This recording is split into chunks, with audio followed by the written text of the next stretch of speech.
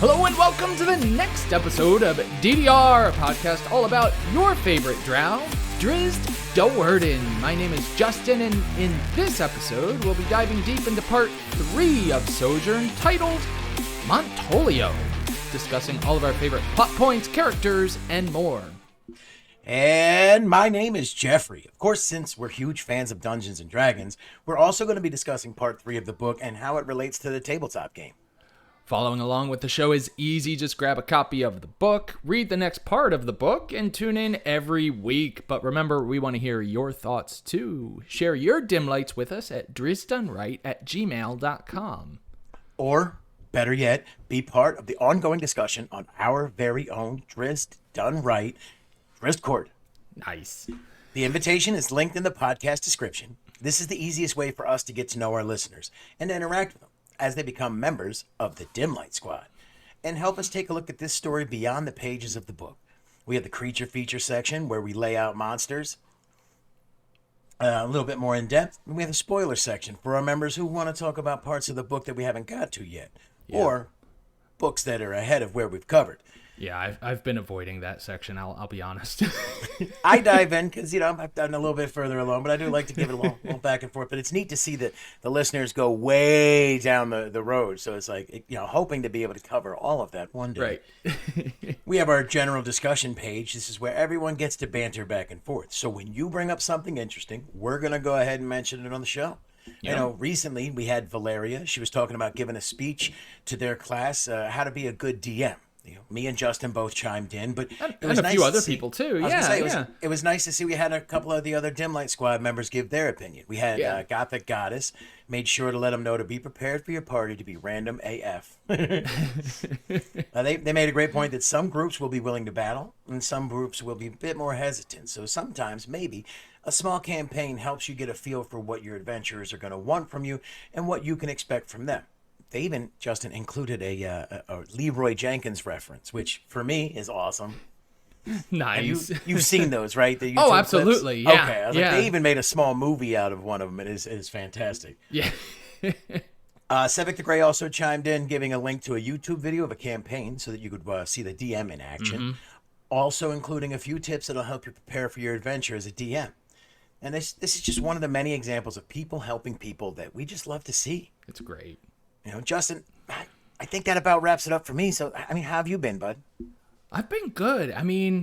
It's been weird here. I feel like I haven't been to work in a long time, but it's nice. I had vacation Excellent. 2 weeks ago, and then last week and this week, I haven't been going to work. I've been going to fire school. I'm learning to be a firefighter, Jeffrey.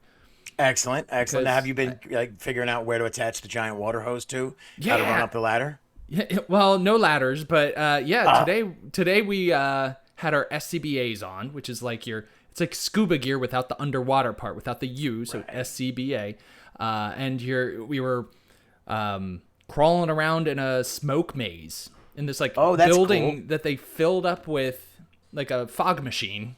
But they also have the doors closed, so it's pitch dark anyway. I don't know why they even had fog in there, but then you're just like following a fire hose that they had going throughout this building with all these obstacles and everything. And you're just like, oh, man, I felt like a hamster going through a maze or something. Oh, yeah. I love simulations. This has nothing to do with the firefighting part. But when I did boot camp in Missouri, they had a small town set aside in the middle of the woods. So you go in there and it looks like you're in like a Middle Eastern town. Oh, and interesting. You all have lasers on the end of your M16s. So as you go, you pull the trigger and it shoots the laser, right? Or you can hit the bump stock and it jars it and the laser shoots. Nice. So they would rig us up with these halo rigs. Okay. And we would go practice coordinate search, breach the door, try to walk in. So they would have people with smoke grenades. They'd have drill sergeants who had flashbangs and stuff. So they teach you how to go into the building. So you would stack and pack. Right. It's like, my chest to your back and 4 people in that unit. We'd rock back and forth. Okay. On a 3 count because you don't want to give away where you're at, what you're doing. And then you would pop in and then you would practice moving into a room, securing the room, and it was just such a cool thing to go through a simulated exercise like that. Yeah. It gets your adrenaline's running, heart's in your throat. So I can only imagine when you were in there with the smoke and everything. Yeah, it's not really on fire. You don't have to worry about your life.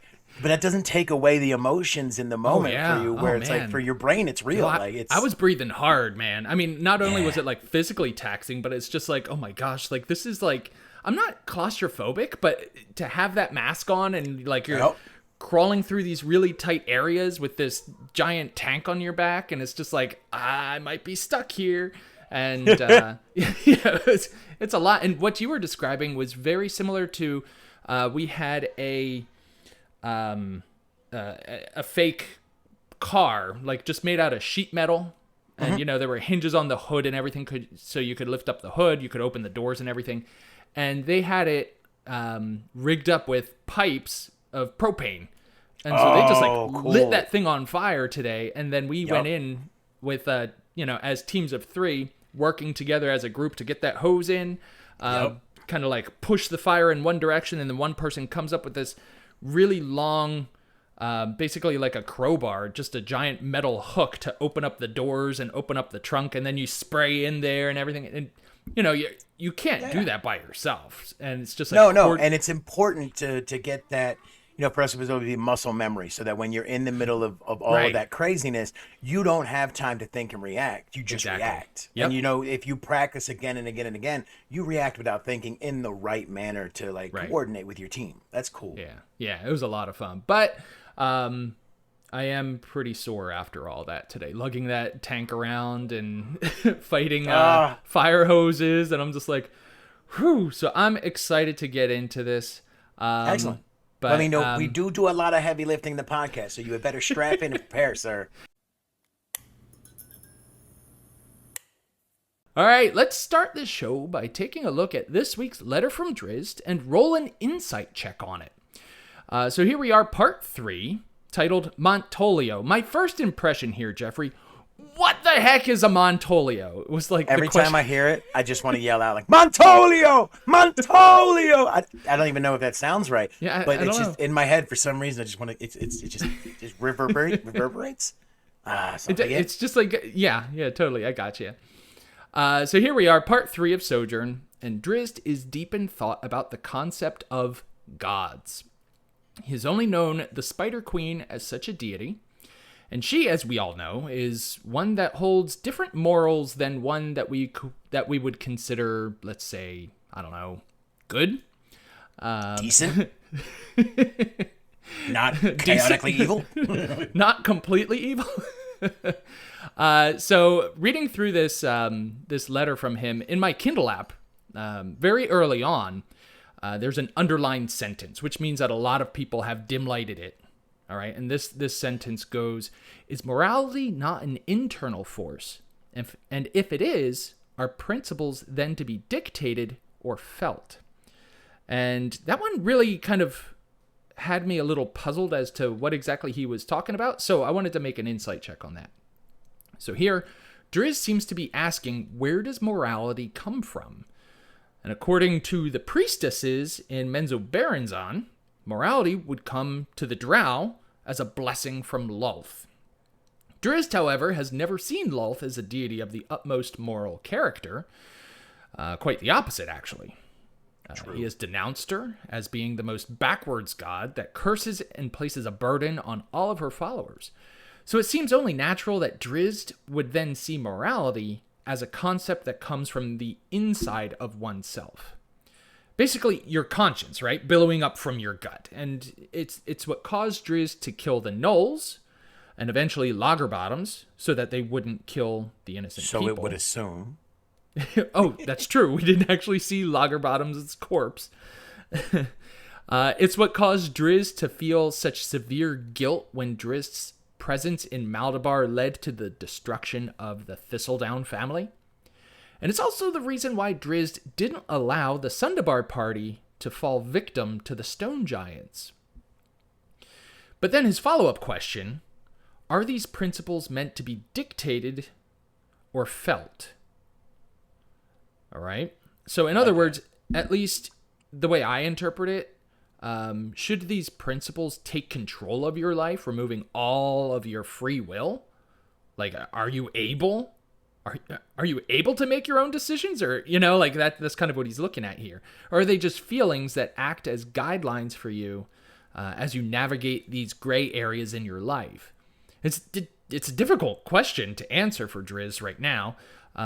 These gut feelings that Drizzt has been following all of his life has now led him out of the bowels of the world and onto the surface, but his fortune doesn't seem to be changing. And we see that especially in this first chapter of this part. But perhaps it's time, at least this is what I thought before I actually read the chapter, perhaps it's time for him to start ignoring his conscience. Maybe he needs to, maybe if he does that, his luck will start to change. Now, after reading the chapter, I don't feel like that necessarily really applies. I feel like he found someone that he gets along with, but we'll talk about that in the Drizzt. No, I mean, it seems to be like a slippery slope, so to say. When you think about, should it come from from your own gut? Because like somebody who is just chaotically insane is going to have a different think of their gut for their conscience than a level-headed sane person would. But if they both listen to their gut, though, I mean, hey, maybe they would both then be following. One would choose to follow Loth, and the other one would not. Yeah, interesting. Another quote that was commonly dim-lighted from this letter: "In the end, to a preacher's ultimate sorrow, the choice of God is a personal one, and the alignment to a being is in accord with one's internal code of principles. A missionary might coerce and trick would-be disciples, but no rational being can truly follow the determined orders of any God figure if those orders run contrary to his own tenets." And this basically just spells out Drizzt's relationship with Loth, but in just a short paragraph, right? Mm-hmm. You simply cannot get someone to follow an evil god if the person has a good heart, or vice versa. In the end, they're going to leave that cult. They're going to find a way to leave that cult. So, in the end of all this, Drizzt acknowledges that either there are many gods, or there are many characteristics and personalities that are all connected to one god. But whichever it is, Drizzt has no interest in it at all. His only desire is to follow his own heart. And yeah, I had a question after, this is before I read the chapter. I had a question, which was basically, well, if he's not following any gods, what classes is he not going to be? He's not going to be a cleric. He's not going to be a paladin. Probably not a druid.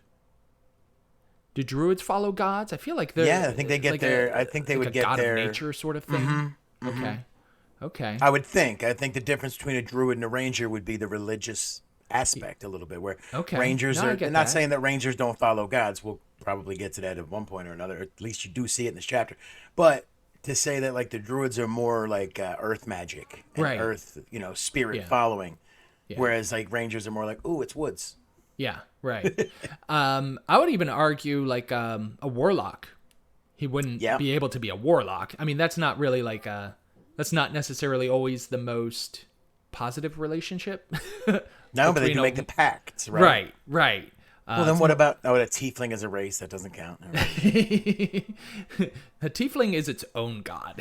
In a way. A demon, I don't know. But yeah, that was my initial question after first reading this letter from Drizzt at the beginning, and then you read the chapter and it's like, oh, yeah, sure. I mean, it's one of my favorite things is to like I go through these. We read the insight check or the whole letter from Drizzt, and then do the whole the Drizzt of it. And once I go back after having put it all together, it's like, oh no, I see how that all like foreshadows and fits into this entire part. Like it's one of the neat things I enjoy about doing this part by part is it really does see how this letter will ring true throughout the whole part. It really does. I feel like we were missing that in the first book. So yeah. All right. Anything to add to the insight check? No, I think you did a wonderful job. Oh, perfect. Thank you. Yeah. All right. I shower you with platitudes, sir. Well done. Well done. All right, then why don't you go ahead and take us into the Drizzt of it? Ooh. The Drizzt is that part of the show where we take a look at the next part of the book and give you the Drizzt of it. So we start out chapter 11, Winter. Drizzt is on the move, unaware that the gifts the elf left him could possibly have been an offering of friendship. But the guilt of Maldabar hung heavy on his shoulder. As Drizzt went through the mountains, the air began to get colder, and he came to a huge river that's unlike any he had ever seen. That shallow pools of water that fish could be found in. A few attempts brought success as the Drow was a quick learner, and soon his aching belly was satiated. Drizzt had unknowingly walked into Dead Orc Pass, a misnomer of sorts, for while many orcs have died, it was the thousands who lived here that were the danger. When I read that he got to Dead Orcs Pass, I was like, oh, that was on the map! That was on the map! Yep, took me all the way back to that episode 0 we did for it. Like that and, later on when we get to the Grove. Yep. Drizzt found shelter in some shallow caves in the area and returned to his nocturnal lifestyle. At first, he was determined to live in the daylight, but the nighttime didn't hurt his eyes as much, or his scimitars. Mm-hmm. The night on the surface brought a different kind of challenge. With winter approaching, it became even colder. And Drizzt had no idea what seasons were because in the Underdark, the changes never really affected them.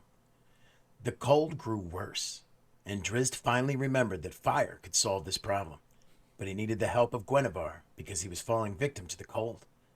He didn't know the word for tree, so he uttered limb and hoped that Gwen would understand. Outside the caves, Kellendal nodded as the brush that he had set aside was finally set ablaze in the cave. The Drow would not freeze, at least. Now, Drizzt sat in the cave, sharing body warmth with Gwen as he thought back to his times and lessons in Menzo Berenzin had given him. A chance apprenticeship had led to his knowledge of fire, but also painful memories that he'd rather suppress. He was snapped out of his thoughts by a large owl that hooted near the cave. A small silver bell rang out on a bridge as the owl landed near it, a signal that was built for just such occasions. A blind man made his way slowly to the owl, a man named Montolio. That is what a Montolio is. Formerly a ranger of great renown, now living in seclusion by his own choice to be among his woodland friends. The man communed with the owl who hooted in response. Montolio may have been blind, but he saw with the aid of his friends just as fine, if not better than most. He was worried that the Drow was going to fall in league with Growl. Growl or Grawl, what do you think? My audiobook said Grawl. Yeah, Grawl sounds better. Grawl, the orc chief who ruled this valley. But the owl told him otherwise. Montolio bid his friend goodbye and wished him well hunting as long as he stayed away from the mice that Montolio had set to also watch the Drow. That's cool. I was like, I like those little jabs like that. Yep. Back in the caves, winter had brought in its first storm, and Drizzt was amazed as snow fell for the first time in his life. Which makes me think we do have listeners who are listening to this who may have never seen snow in their life, because we were checking the audience analytics, and we had people from like Jamaica, Malaysia, St. Martin's, all these different new places, and it's like maybe they have never seen snow. Maybe they are like Drizzt and would have been in wonder walking around with that white fluffy stuff just falling from the sky. Yeah, I know. Like my sister, her husband, and my 3 nieces and 2 nephews, they live down in Georgia. And they grew up in Pennsylvania, but they were so little when they moved down. So when they got snow down there, it was such a big deal to them. They had off of school and they were like playing in the snow. And it's like, I look at pictures and I'm like, that's a dusting, you know? Like they barely got like that barely counts. They're like, oh, this is amazing. And it's like, oh man, you have no idea what snow is. Wait till you see a blizzard. So Drizzt had seen snow on mountaintops, but he had always assumed that it was just the coloration of the rocks. His amazement soon turned as he realized that he was going to need better shelter. So he made his way quickly to a large cave, had 2 chambers in it, and suddenly he sensed another presence. He pulled out his scimitar, and there was this giant glowing ball in the corner with a massive bulk. He had seen it before from a distance as it snatched fish from the river with speed that defied its size. I thought that was a neat way to describe the bear. Yeah, it was. The brown bear stirred and reared up. Its growl echoed like an avalanche as it bared its teeth and claws. Gwenevere knew the bear as an ancient rival, one that wise cats would avoid. But Drizzt was Gwen's friend, so she leapt in between them.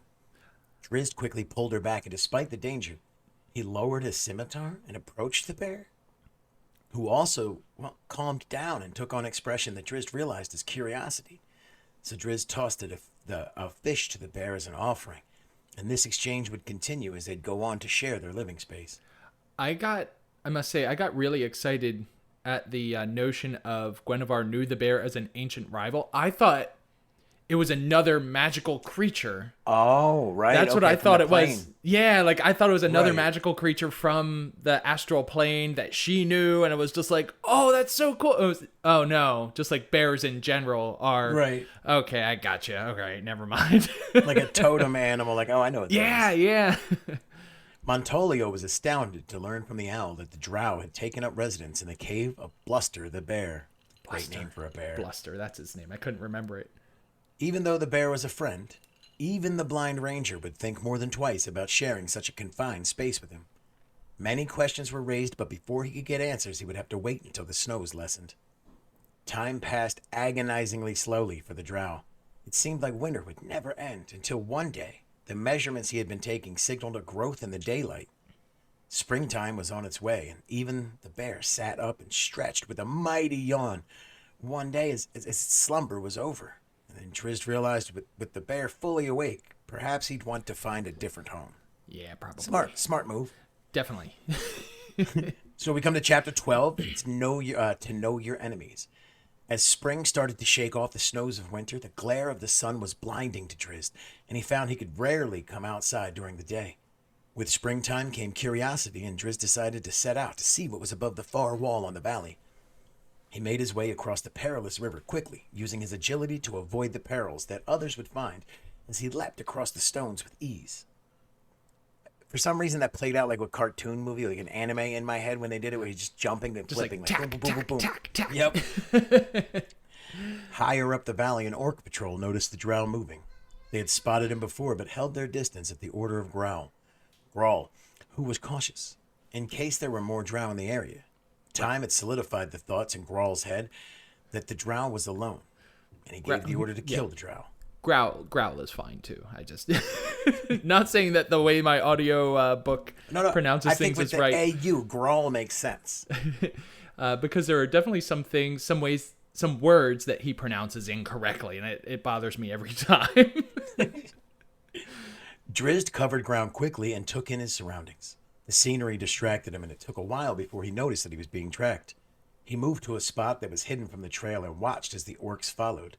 He'd seen their kind in Menzoberranzan, and while he had no love for them, he saw no reason to battle them either, and slipped away to avoid them.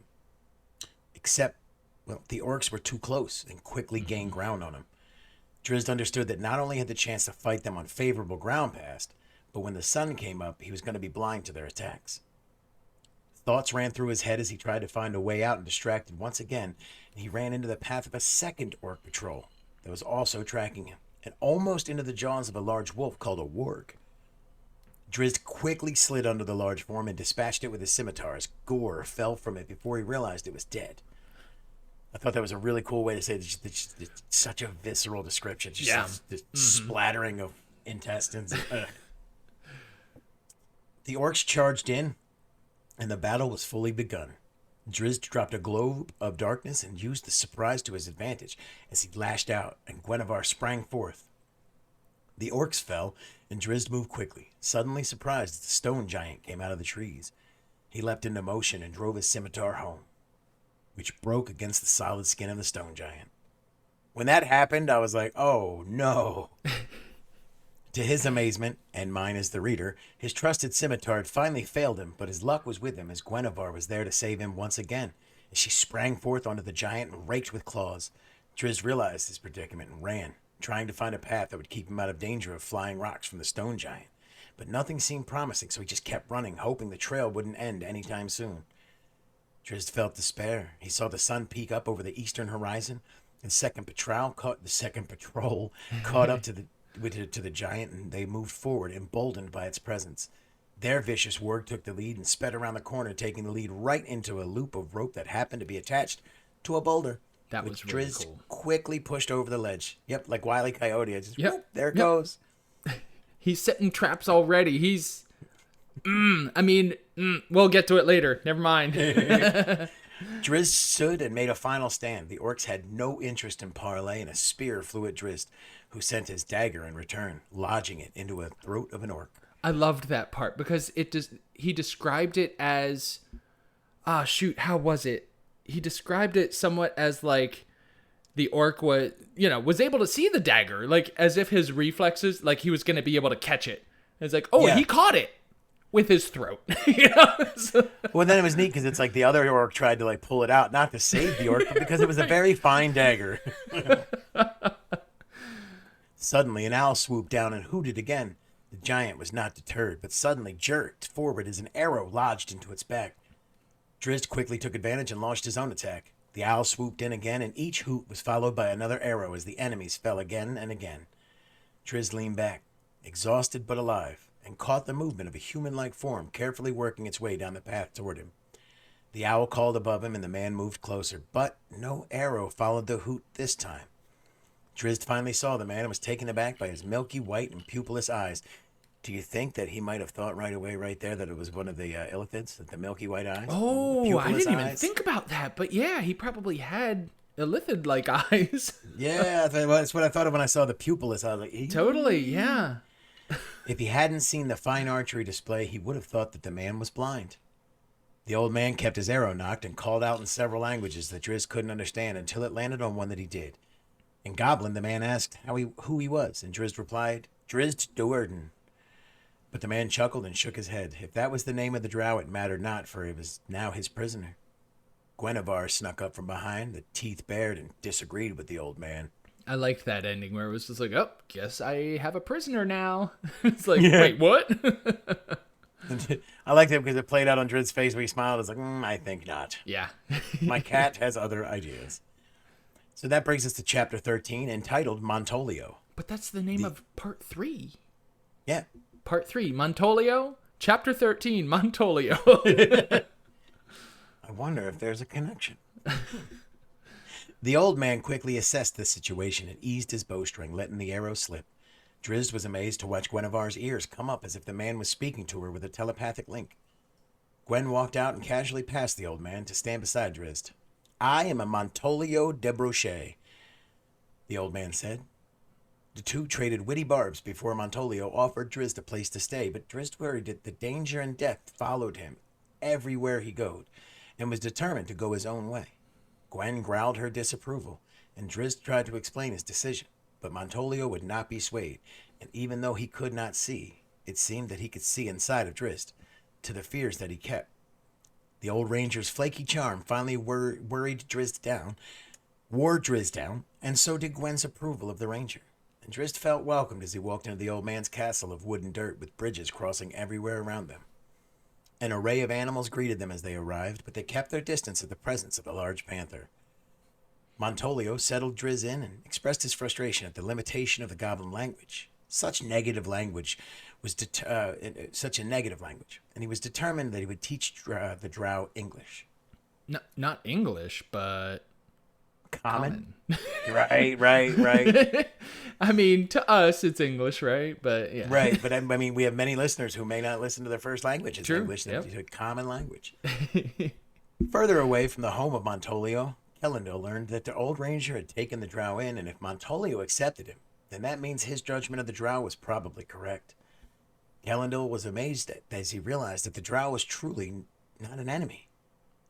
Nearby, Tifanus listened discreetly, cursing the name of the drow, and quickly went to his new friend, a great silver-haired wolf named Kerouac. All I think of is the author Jack Kerouac when I see that name. Kerouac. Yeah. To warn him of the presence of the drow inside the compound of the ranger.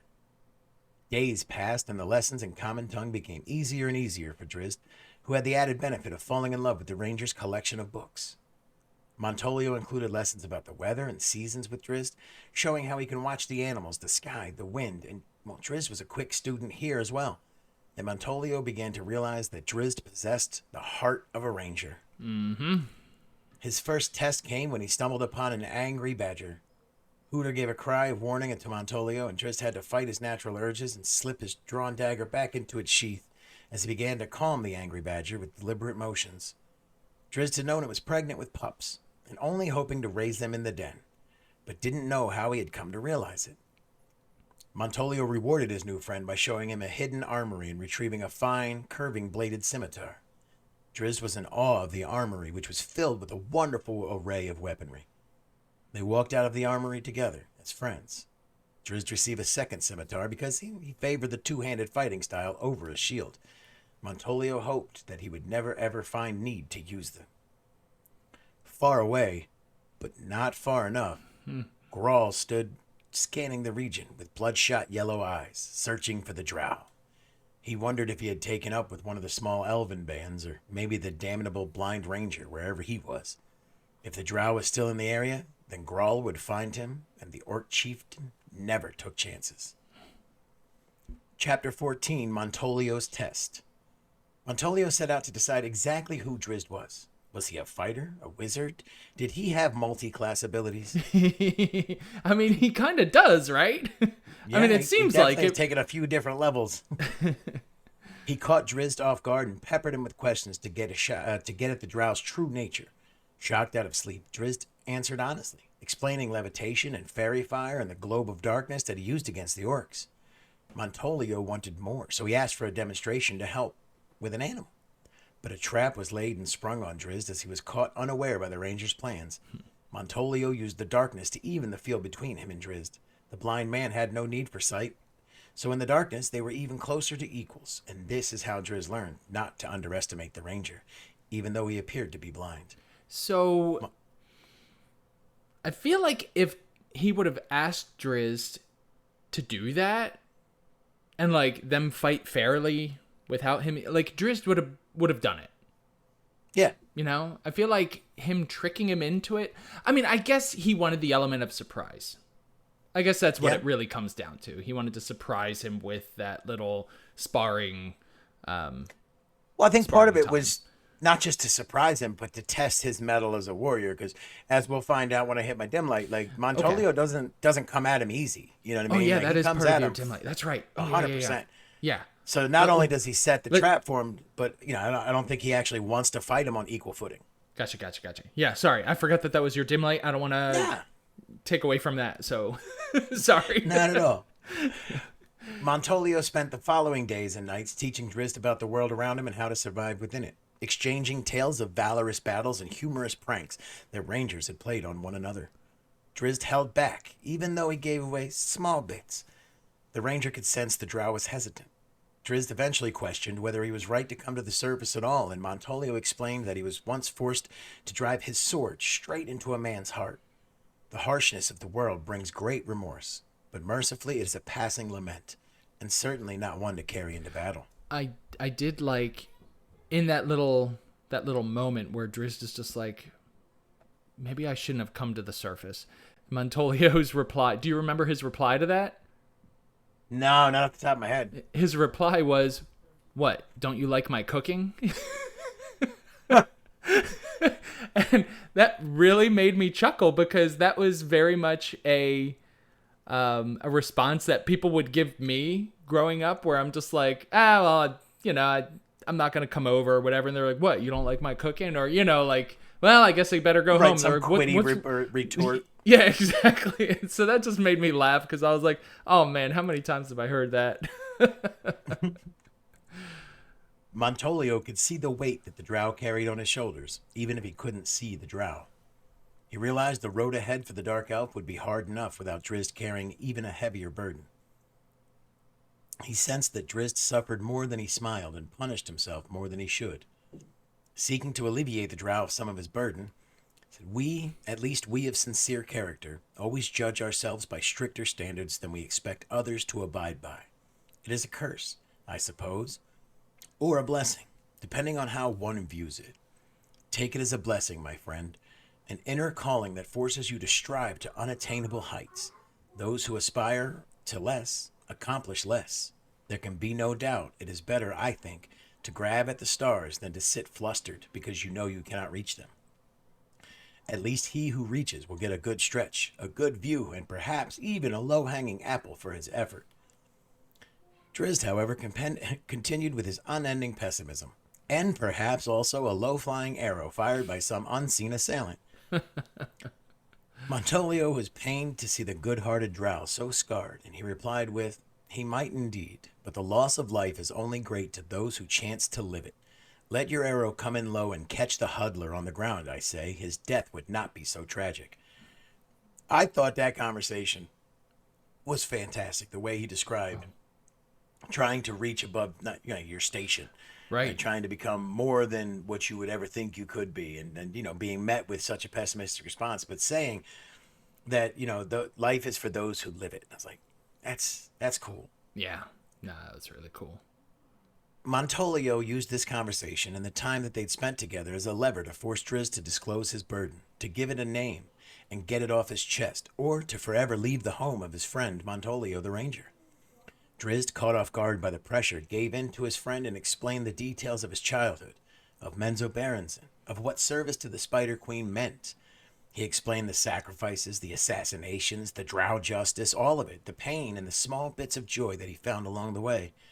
Some holes were left as Drizzt couldn't bring himself to fill them all in yet, but Montolio believed that in time he would, and the Drow had given him more than he expected, and that was enough. Montolio had come to a decision and sent a note with Hooter to a certain ranger that was the sister of the Lady of Silvermoon. Let's just... Meanwhile... Sorry, you didn't specify that Hooter is the owl that has been hooting. You kept saying, the owl hooted. And all this. It's like, don't forget, the owl's name is Hooter. Yep, slipped it right in there to catch them when they're not looking. Love it. Love that name.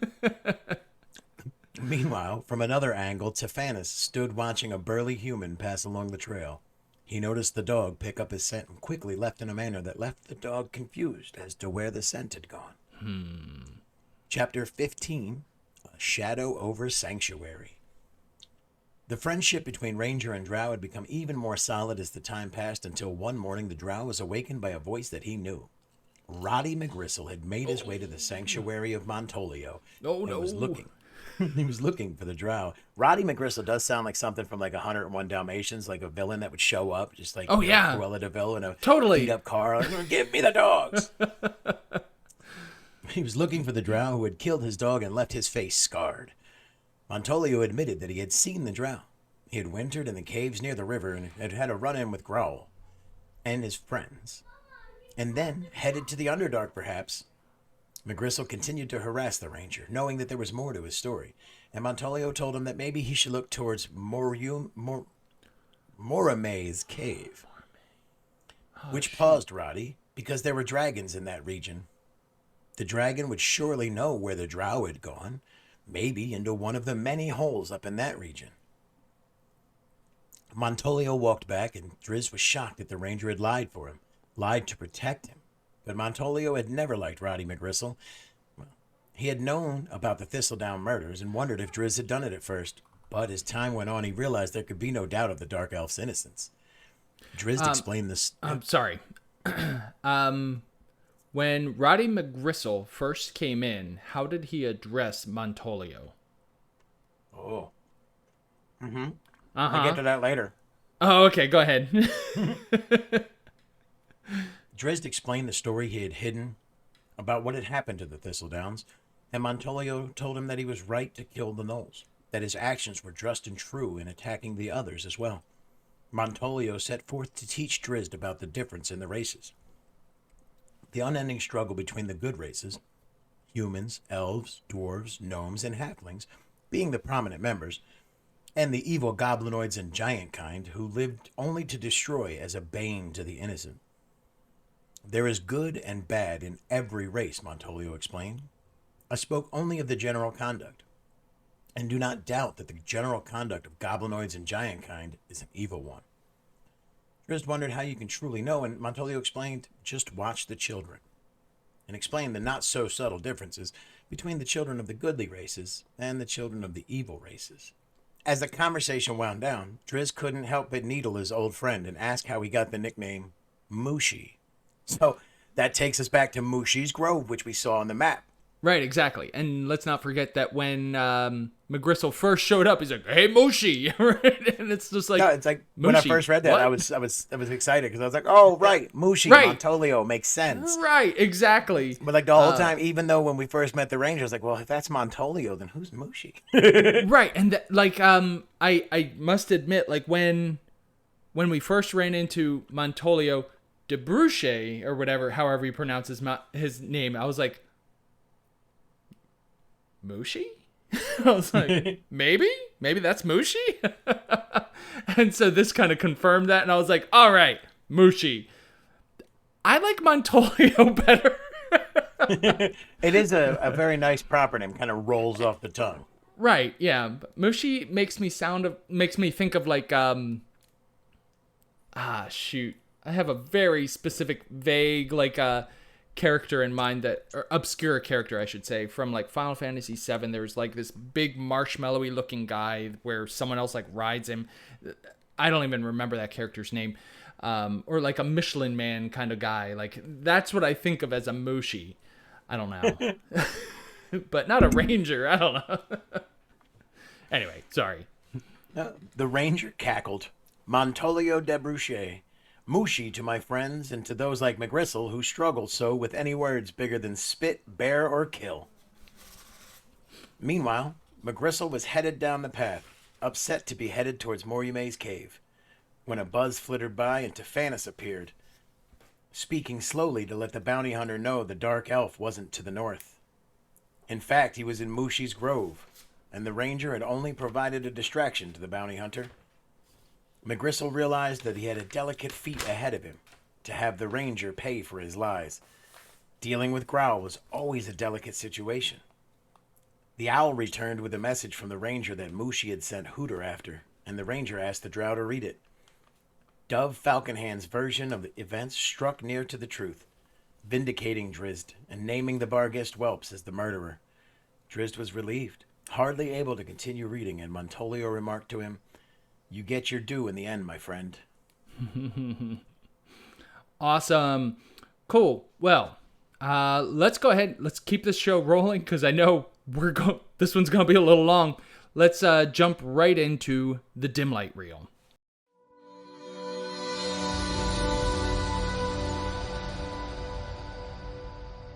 The Dim Light Reel. It's where we cast darkness on our favorite parts of this week, and we dim light all of our favorite characters, events, descriptions, and more.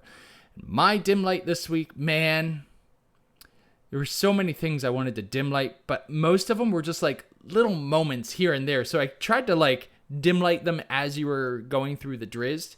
But my dim light this week is going to have to be this ongoing theme that we have been seeing throughout these books for a while now, which is basically, what class is Drizzt as a D&D character? Okay? Mm-hmm. We kind of get our answer here, like within this part of the book. But looking back, starting all the way back in Menzoberranzan in Homeland, as a young house noble, Drizzt had plenty of encounters with his inner rage. Something that perhaps pointed toward Drizzt being a barbarian? Eventually, Drizzt goes to train with his father, Zack, where he becomes skilled with dual-wielding scimitars. I mean, this could point toward Drizzt still being a barbarian, but he could also be a fighter, or I would even argue a rogue. I mean, that's actually how I used to envision Drizzt, because I read The Crystal Shard. I started reading, The Thousand Orcs even before that, and then The Crystal Shard was the first one that I actually read in its entirety. But I read that before I was ever exposed to D&D. So I didn't really know the different classes. I never took the time to classify him. Right. Pun intended. I like it. Puns are fun for everyone. So after getting into D&D, I always thought of Drizzt as more of a rogue because of his guile and his way of assassinating his enemies. But now, reading through part 3 of Sojourn, it's apparent to me that Drizzt is really taking on the role of being a ranger. His relationship with Guinevere aside, we see a few other interactions with wild creatures that is indicative that Drizzt is a natural ranger. Firstly, Drizzt shares a cave with a hibernating bear. And then he tangos with a mother badger. And I'm sure there are many other good examples from previous chapters, previous books as well. But I mean, he was setting traps in this book. He has an affinity for, I mean, he's a little scientist, right? Like he was tracking how long the days were. And like, he's a ranger. But Yeah, I wanted to dim light these moments where he interacted with these nasty animals here. So toward the beginning of part 3, Drizzt has a difficult time surviving in the winter weather. He's totally unfamiliar with winter, right? Like you were saying in the Drizzt, there's no seasons in the Underdark. This is the first time where it's like, hey, the days aren't as long as they used to be. Hey, it's cold at night. Like, what is this cold? Like he's never experienced something like that. He's totally unfamiliar with it. He nearly freezes to death one night and seems to only survive because of Calendil and his party. They were looking out for him. They placed firewood just outside of his cave. And just like, come on, you dumb thing. Like, walk outside, find that wood, make a fire. So, there was a moment in the Drizzt where you called him a fast learner. And it's like, is he though? It took him a while to figure out, like, he needs fire to stay warm. True. It was in reference to catching fish. He was able to catch fish easily enough, right? So eventually, Drizzt goes on a mission to find more suitable cover from the elements, and he finds a deep cave that was sheltered from the winter winds. But one of its rooms was already claimed, and claimed by Buster the Bear. I couldn't remember his name when I was writing this. But the bear rose up on its hind legs, ready to defend its home. Guinevere quickly rushed in to get between Drizzt and the bear. Drizzt somehow pulled Gwen back. I don't know how that works. Between a 60, 70-pound dark elf and a, 900-pound, 600-pound panther? Yeah, at least 450 pound. Yeah. It was more like 600 or so. Somehow pulls, it was described as pulls the panther back, and I'm like, huh. But somehow he does that. He gets between Gwen and the bear. And he's also taking on a position of being as non-threatening as possible toward the bear.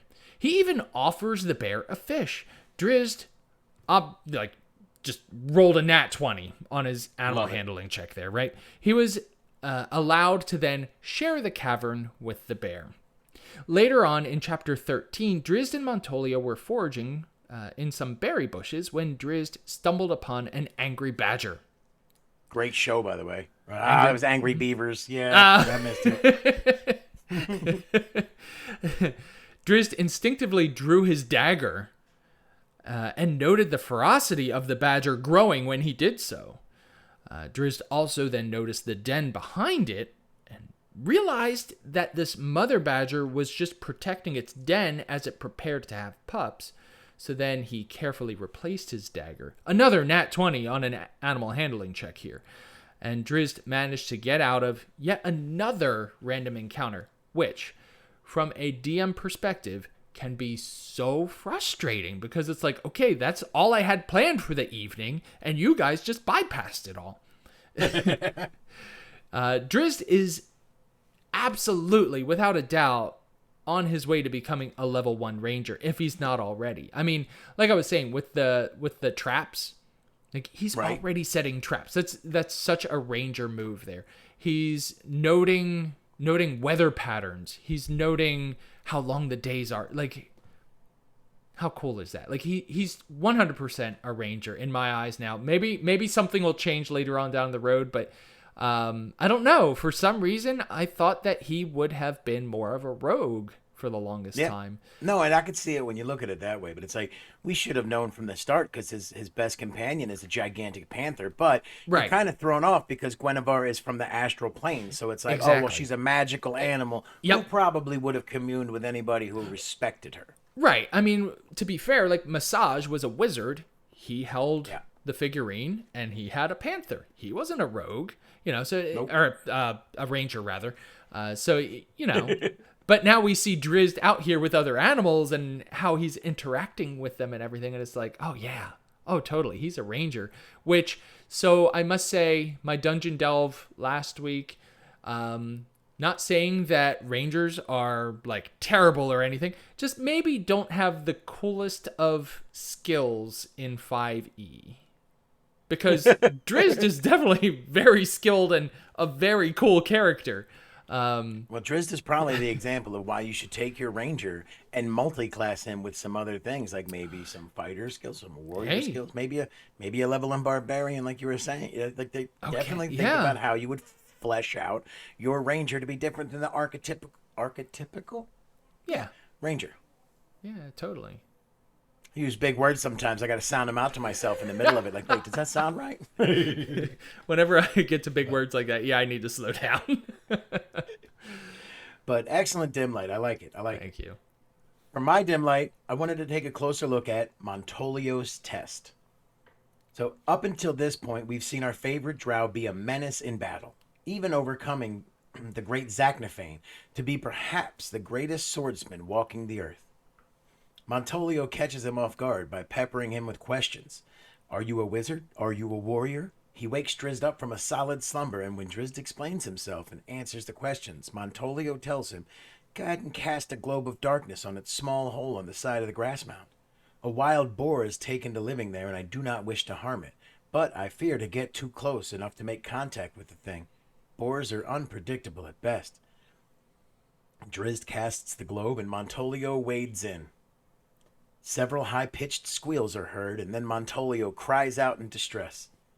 Drizzt charges in without hesitation and almost falls over his friend. Drizzt goes to check on his friend and is met with a shield to the side of his head. I was like, oh, well, that was unexpected. He cries out, telling Montolio that it's Drizzt, it's me, and Montolio jumps up and pulls out his sword. Of course it is, he cackles. Who else could it be? Drizzt is confused. But what about the boar? Montolio lets him know it was just a ruse. There never was a boar. They are to be opponents. And Drizzt realizes that Montolio used the globe of darkness to take away his sight and even out the battlefield. He exclaims, flat of the blade, and is reminded of the sparring session with Zac that he loved so much. Mm-hmm. For the sake of your life, Montolio retorts with a laugh that comes straight from his belly, and the sword fight is engaged. Montolio meets Drizzt's attacks with his shield. Learning his location, the ranger then shield rushed the Drow. Drizzt was pushed back and got out of the way, only to parry an incoming blade and get met again with a shield rush. A quick move of the shield took one of Drizzt's blades and a good bit of his balance up high, and Drizzt had to suck in his stomach to get out of the way of the ranger's swipe by the barest of margins. Drizzt swung to the offensive with several blows that should have ended the contest, but the ranger was up to the task with each one and caught them on his shield. Drizzt realized the advantage the globe of darkness gave to the blind ranger, and he let the globe expire. Montolio sensed a change in his opponent as Drizzt backed up several steps and then went to dive headlong over the ranger, trying to roll to his feet behind Montolio and come in from a different angle when Montolio was confused. But the shield of the ranger met the face of the Drow in mid-leap, and Drizzt fell heavily to the ground. Montolio sat comfortably on the back of Drizzt and rested his sword across his shoulders. How? Drizzt started to ask. You underestimated me, Drow. You considered me blind and helpless. Never do that again. Drizzt felt the anger of the ranger and wondered if he meant to kill him, realizing that his condescension had wounded the ranger. So obvious, Montolio said after a short pause, with me charging in low as I did.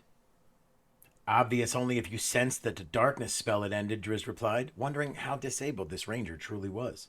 I would never have attempted the diving maneuver in the darkness without my eyes to guide me, yet how could a blind man know that the spell was no more?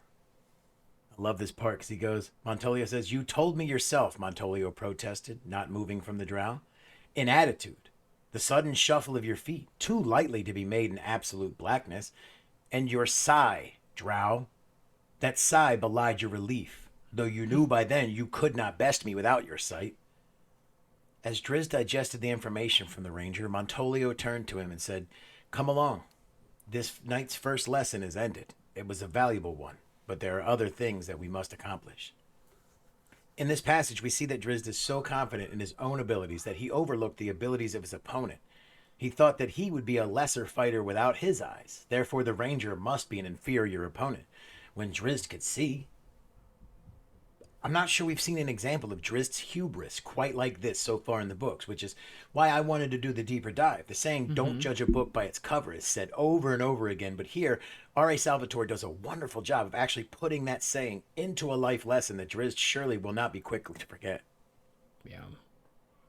Yeah. Awesome moment. Awesome fight.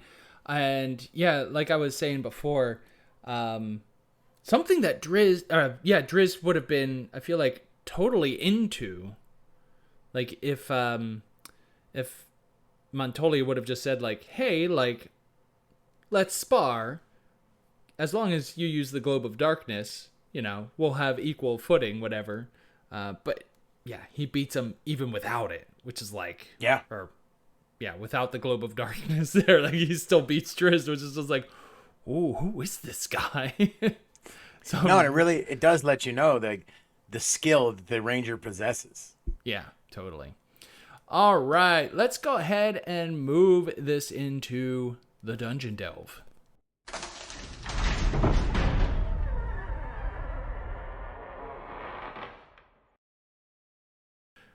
The Dungeon Delve is the part of the show where we link this week's reading with our favorite tabletop role-playing game. Now this week, my Dungeon Delve is on languages.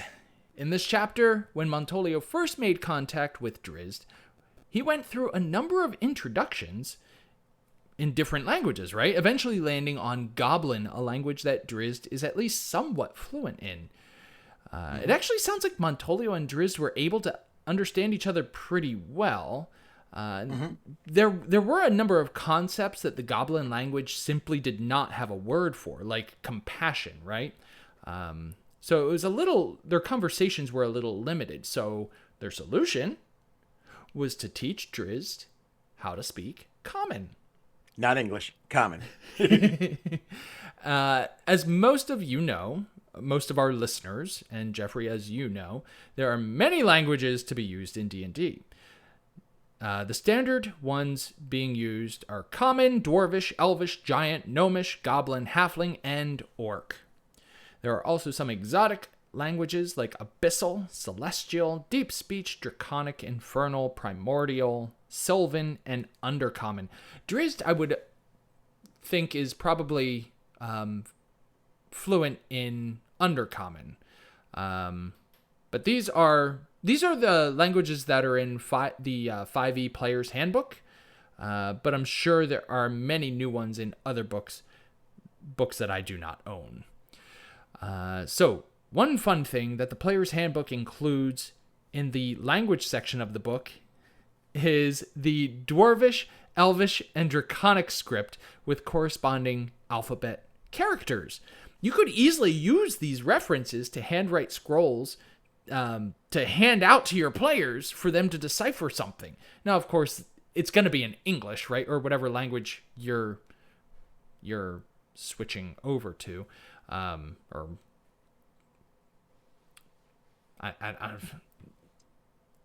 can't think of the word that I'm trying to think of here, but like each symbol corresponds to a single letter, and then you would make your sentence in English, for instance, and then just like change the letters to be the symbols. So it would still be an English language.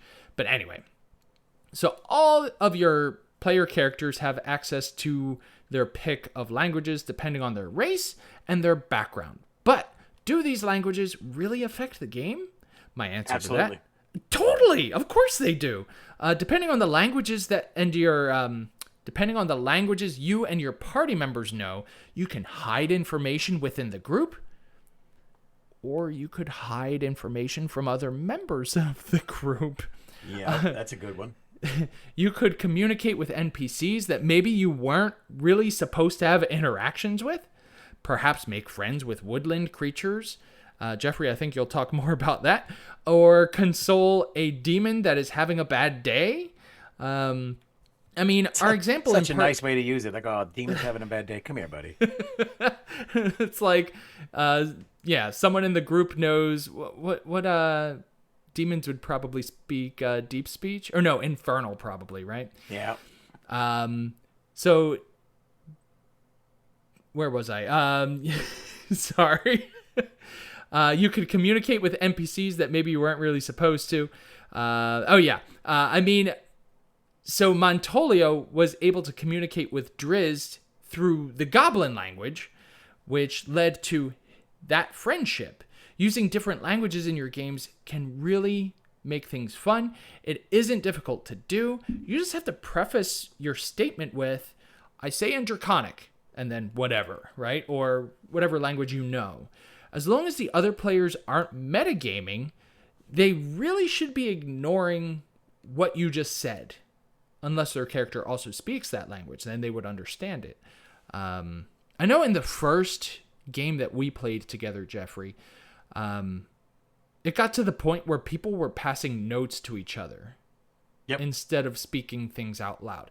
I mean, if your group enjoys doing that, awesome. But I will say that at least for me as a DM, I have a tough enough time keeping track of the game as a whole, and so for me to also keep track of all of these secret conversations happening around the table, it was pretty much impossible.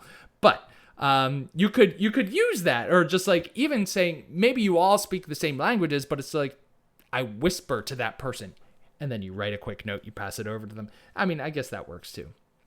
So most characters start with at least 2, if not 3, or even 4 languages that they can speak. First off, I'm jealous. I wish that I could speak that many languages. It's just I speak one poorly. You hear me sound out words all the time. I know, right? It just takes so much time, Jeffrey. It takes so much time to learn a new language. I've been using Duolingo to learn Korean for almost 2 years now. I just hit 600. Why did you choose Korean? I used to have Korean students when I was a teacher. And so, one day I was just like, you know what? I want to learn a language that uses a different alphabet. It's tough. Yeah. And I mean, I got the alphabet pretty much down. Like I pretty much am able to sound out what all the symbols mean. But as far as, how they are all pronounced, I should say. But what they mean, no idea. You know, like a few little words here and there. Like I know. I remember being in boot camp with a kid from South Korea, and he was writing a letter home, and I was like, man, that looks so beautiful and intricate. Yeah. Like, while we're here, could you teach me? He's like, no. And I was just like, at first I thought he was being a jerk, but now having tried to learn languages later in life, it's like, in 9 weeks is not enough time to teach me how to decipher an entirely different alphabet. No, and I mean, I've got workbooks. I've listened to podcasts on it, and still I'm just like, I don't have any other people that I'm able to have conversations with, so I really have no skill in speaking Korean, but I have like 2 years under my belt, and it's still not fluent in it at all. And really, same goes for your D&D characters, I would say, right? Like it takes a long time to learn languages. There are rules on learning a new language. You can find those on page 187 of the player's handbook under the training heading.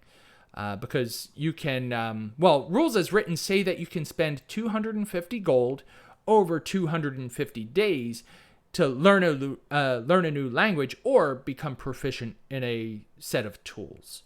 Okay, so it all falls under the same category. Man, 250 game days. Wow. Yeah, like that's a long time. Like it would have to be like between adventures, right?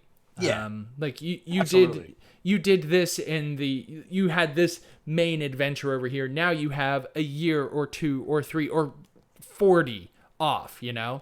What are you going to do with your time? Hey, I used 250 of those days plus 250 gold. I'm going to learn Draconic because I know that we dealt with a dragon in the last game. There's probably going to be more dragons. I want to be able to talk to them, you know, like, which is cool.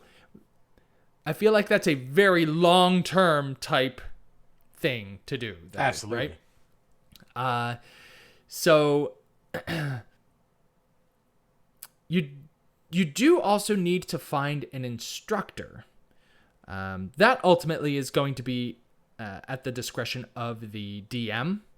I imagine it would be more difficult to find an instructor to teach you the exotic languages, but I guess it really does depend on the world that your characters are in.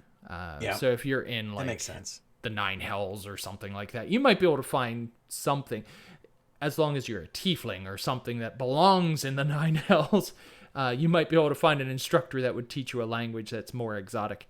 But yeah, in this part of the book, it didn't seem to take Drizzt 250 days to learn Common. But hey, remember, he's just a fast learner, Jeffrey. Absolutely is. Montolio tells us so. So that's my dungeon delve for this week. What do you have for us, Jeffrey? I like it. Mine is almost a play on that. You have languages. I actually have the spell Speak with Animals. So for me, my dungeon delve, one of the coolest parts of playing a ranger is the ability to speak with animals. When you have a fun DM like I do, I am fortunate enough to have, this leads to a lot of fun voices and creative conversations. In the book, we see Montolio communicate with Hooter the Owl several different times, but it also mentions that he talks to a lot of the other wildlife, and they act as his eyes and ears throughout the valley. In D&D 5e, Speak with Animals means that you gain the ability to comprehend and verbally communicate with beasts for the duration. The knowledge and awareness of the beasts is limited by their intelligence, but at minimum, beasts can give you information about nearby locations and monsters, including what they can perceive or have perceived within the past day. You might be able to persuade the beast to perform a small favor for you at the GM's discretion. So this lines up pretty well with the book. Obviously, Montolio is quite skilled at communicating with the animals, but I mean, he's also a top-level ranger, most likely, and he's probably like maxed out at level 20. Probably. So he'd probably be able to do a lot more than someone who just rolled their character or just began adventuring. So Speak with Animals, it's a first-level spell. Its casting time is 1 action, which is 6 seconds. The range is self, which means you cast it on yourself. It's got a duration of 10 minutes. The classes that use this spell are bards, druids, or rangers. It's a divination spell. So the book showed Montolio using the owl in order to mark out the orcs that he fired arrows at. This would most likely be up to the DM's discretion. Yeah. But when you see him communicating with the owl about where Drizzt was sleeping, who he was interacting with, the general stuff like that, that is exactly how I think you would play it out in D&D 5e. You know, the owl would most likely be a more intelligent beast and would make a fine medium to interact with and gain knowledge. Totally. I feel like when this is used with the party present, it leads to becoming best friends with every NPC that you come across and a lot of animals that the Dungeon Master just kind of has in the background. Those random encounters. Yep. They suddenly become, well, much more involved in the game. Yup. Now, as a Dungeon Master, when I've run the games, I think that a spell like this really leads to a lot of fun. You know, some people will use it to spy on the locations of bad guys. Some will just make friends with every squirrel they come across. You know, we'd love to hear how you all use this spell in your games. So make sure to drop us a line in the general discussion on our Drizzcord channel, or shoot us an email at thedrizztdoneright@gmail.com. Yeah. And I must say, while we're recording this, a few times I saw my wife went on Steam. And what is she playing right now? She's playing the Baldur's Gate 3 game. That game has Speak with Animals. And yeah, you can just go up to any animal and just start talking with it. And it's just like, that is excellent. Like, how did the creators ever, Wait till they just come, it's going to be adaptive AI that's going to just continually, learn from you. Yeah. It's going to make games, or game developers, sorry guys, really, really, passe? No, that's the right word, but it's not what I'm looking for. Obsolete. Like the AI is going to be able to learn and give you your own adventure, like a choose your own adventure book. Yep. Yeah, I mean, it's an unfortunate way of thinking about it, but yeah, it's hard to not think that that'll happen eventually, which is unfortunate. Choose your adventure books were my favorite kind of books. I flipped to page 75 to find out what happens. Man, I remember having like Star Wars ones where there were dice involved and everything, and I'm just like, this is amazing. Why does no one ever play these games? And I'm like, wait, D&D is a thing? What is this magic you speak of? But yeah, Speak with Animals in Baldur's Gate 3, so much fun. There's a squirrel that you start talking to that's just really nasty to it. It's just like, what are you doing? Why are you talking to me? Get away. This is my forest. And it's just you would never think of a squirrel as being that aggressive. And then you go talk to a yak and it's just moo. What's up with this Right, yak? big, cumbersome yak. Anyway. All right, well, that is going to do it for this episode. Thanks, everyone, for listening. Remember that if you like the show, give us a 5-star rating on whatever platform you're listening to, or listening on.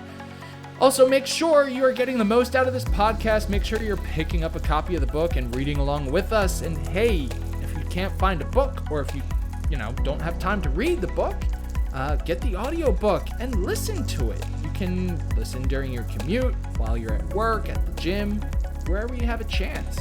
And when you've read the next part, make sure to shoot us an email at drizztdoneright@gmail.com, or log on to our Drizzt Cord and join in on the discussion there. We would love to hear from you. So here we find ourselves at the end of another part of the book, and getting ever so close to finishing the first trilogy of Drizzt. Feel free to share your favorite parts and memories on the Drizzt Cord or the email, and if you want, share a little love to the podcast. We do have a link that says support this podcast. It is in the episode description. And whatever you choose to give to the show, it goes directly toward enhancing the product that we put together for you. And until the next time you press play, we say farewell. Play fair and be well, friends.